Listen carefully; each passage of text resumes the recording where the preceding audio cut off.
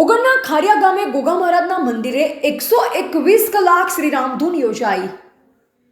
ઓગળ તાલુકાના ખારિયારૂની ગામ વચ્ચે આવેલા શ્રી ગોગા મહારાજના મંદિરે રામધૂન યોજાઈ રહી છે। 5 દિવસ ચાલનારી આ ધૂન અનુષ્ઠાનમાં સાધુ સંતો મહંતો તેમજ ભક્તજનો જોડાયા હતા। ચૈત્ર સુદ દસમને તારીખ 28 માર્ચ શનિવાર સવારે 8:15 કલાકથી 2 એપ્રિલ 2026 સવારે 9:14 કલાક સુધી રામધૂન ચાલશે, જેમાં સળંગ 121 કલાક રામધૂનનું આયોજન મહંત શ્રી પ્રતાપગીરી બાપુ, ગુરુ શ્રી ઘનશ્યામગીરી બાપુ ખડેશ્વરી તથા નેમી પ્રેમીઓના સાથ સહકારથી રામધૂનનું આયોજન કરવામાં આવ્યું હતું। આ ધૂન અનુષ્ઠાનમાં ભક્તો જોડાઈ ભગવાન રામના નામની પુનરાવૃત્તિ કરી હતી। ગોગા મહારાજનું મંદિર ગુજરાતના અનેક ગામોમાં જોવા મળે છે અને તેમને નાગદેવતા તરીકે પૂજવામાં આવે છે। ગોગા મહારાજ એ શિવનું સ્વરૂપ માનવામાં આવે છે।